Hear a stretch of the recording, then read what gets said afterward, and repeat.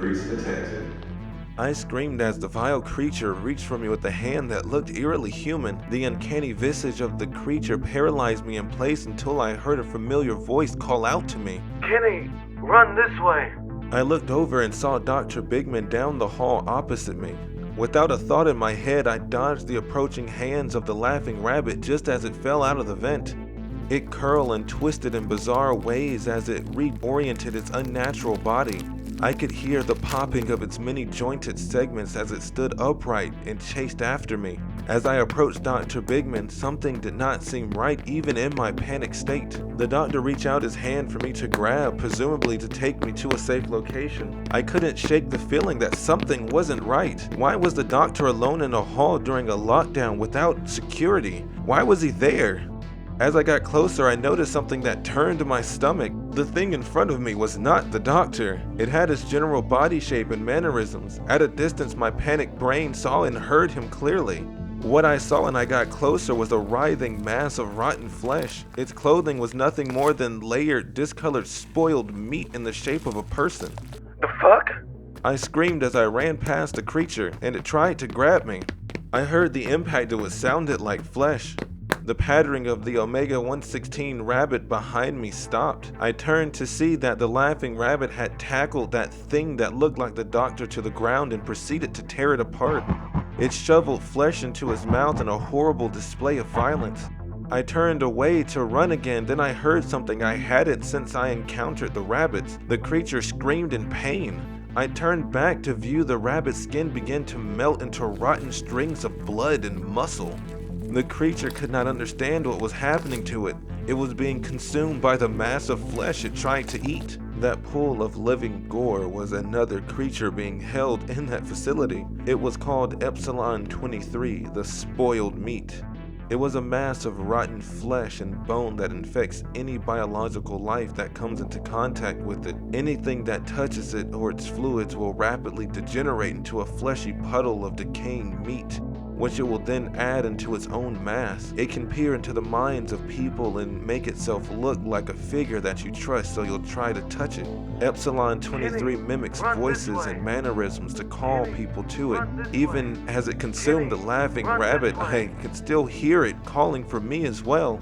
I turned and ran as fast as I could down the hall to another crossing. I found myself staring at every vent as I passed them in dreaded anticipation of another rabbit. I assumed in grim panic that it would only be a matter of time before the hordes of them would come for me. I made it to a section of the facility that had been evacuated while the guards rushed to contain Omega 116 and Epsilon 23. I ran up to the door to the stairwell, but it was locked and I needed a key card to proceed.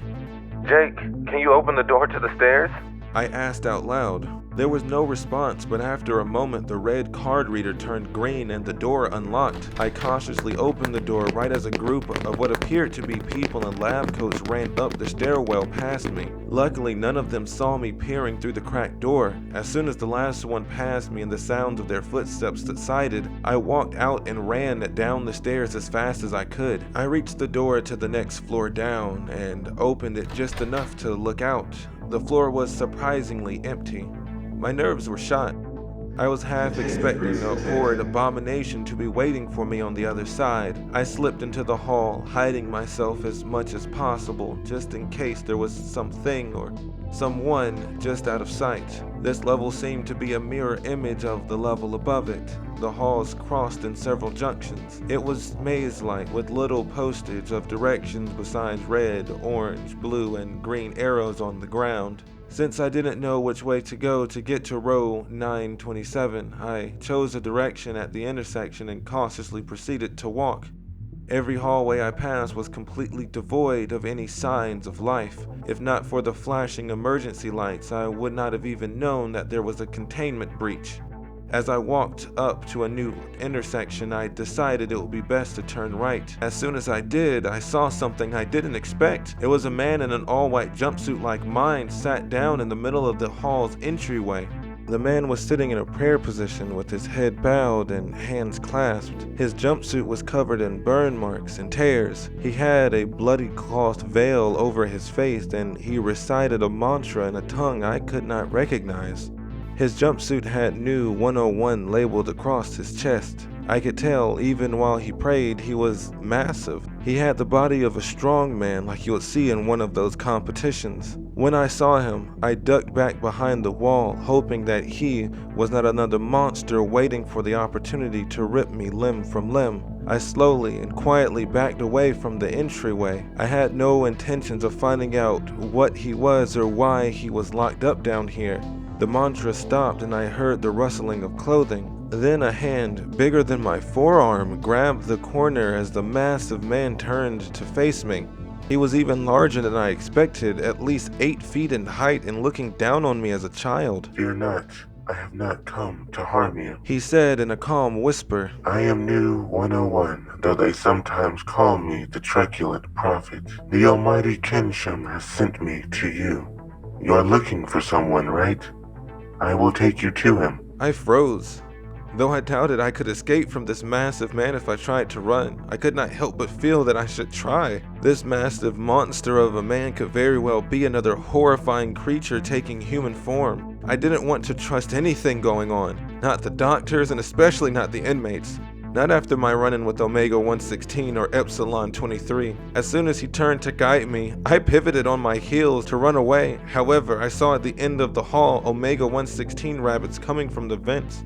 It pained me to see that they had finally made it down to this level. I turned again to another hall at the intersection and saw guards running towards me, telling me to stop. Then I looked ahead and knew had already began walking away. With no other options, I followed behind him into the unknown, hoping that the fate with him would be better than the other two options. It wasn't long after the two groups disappeared from my view that I heard the shooting start. This time I didn't hear the laughing after the exchange, but instead I heard even more boots running towards us. New did not seem concerned with the approaching forces. He did not increase his pace or look back to see if we were being followed. He merely walked silently and swiftly, with me never straying too far behind. He would make turns down hallways that seemed to be at random as the maze-like corridors intersected and twisted. At the time, I was too panicked to notice what he was doing. I thought he was lost. However, looking back, I realized something. After I started following him, not once did I see a guard or any other creature, although I know they were on that floor as well. It was like we were always one step out of their view. We moved as a ghost in the periphery of the facility and its denizens. Like I said, at the time, I didn't know why he was taking me such a roundabout way. I grew impatient as the anxiety of getting caught boiled over. "Hey, where are you taking me?" I asked. "Right here. I believe this is what you're looking for. Praise the almighty Kensham. His glory lights our path." I look at the door he is stopped at and see it has row 927 on it. He brought me to the correct cell. New steps aside and lets me get to the door. "Jake, I'm at row 927. Can you open the door?" The lock clicks and the door slides open. "It's about time. I heard someone say. I've been waiting here for a while. I thought y'all left me." On the other side of the door was a man in a blue prison jumpsuit. He had a black visor strapped to his face with many bands and cables keeping it on in a manner he could not take off himself. Besides the unusual contraption on his head, he seemed normal. He was shorter than me, but fairly muscular. He stepped out of the cell with a smirk on his face, which quickly changed to shock when he saw New. "Iota 15, right? What's that? Did I miss part of the plan?" "No, he just decided to tag along. Somehow he knew I was looking for you." I responded with just as much confusion. "That's not good. He could be a plant." Rose said as he rubbed his temples with his right hand. Suddenly the guards swarmed from the hall we just walked from. They readied themselves for a fight, pointing strange guns at us I had never seen before. Ro grabbed me and pulled me inside the cell while the men screamed for New to get down. New turned to face them while once again saying a mantra. "Would you like to know your futures?" New asked. "No, none of you are worthy. Kensham, Lord, I hear your words. Blood for the Almighty." New ran towards the men, and they started firing their strange guns. Each shot tore through New's large frame but did not slow down the behemoth. It looked like he got faster as his bloodlust rose. As soon as he reached the men, he grabbed one of them by the head and with one hand lifted him into the air. Before the others could react, he crushed his head and armored helmet all with ease. He smacked one of them with a backhand that literally caused his head to spin. Far more gruesome deaths awaited the remaining men in New's way, but I don't care to recall its horrors. He was an unstoppable. His strength seemed limitless. Is that thing on our side? Ro asked. I don't know, but it seems like it. I responded. Fuck, man. That'll have to do. Tell Jake to undo the lock on this visor already. Ro said, tapping the visor with one finger. It's hella uncomfortable and I can't help with it on. It neutralizes my abilities. And if he turns on us, hopefully I can buy us some time. Jake, can you unlock the visor? I asked. Jake told me that you lost your memory again. Is that right? Yeah, I don't remember a damn thing. This place is a nightmare. The locks on Ro's visor falls to the ground as he removes the cumbersome apparatus. I was relieved to see a normal human face beneath. With my new allies, I felt something I hadn't since I woke up. Hope that this was possible. I could actually escape and hell, all that was left was Jake. Hey guys, it is I, Clay, here at the end of the video to tell you to like and subscribe. If you liked the story and you actually wanted to read it for yourself, you can. It's available on Fiction Press and Wattpad for free. Chapters are added the same day I post here on YouTube. Sometimes I ad-lib when I read on YouTube, so there can be a couple of changes from the original story. If you liked the video, please be sure to like and subscribe. If you did not like the video, please be sure to like and subscribe. Tell all your friends and family about it, then come back next time to see if I do any better. Anyways, I'm out.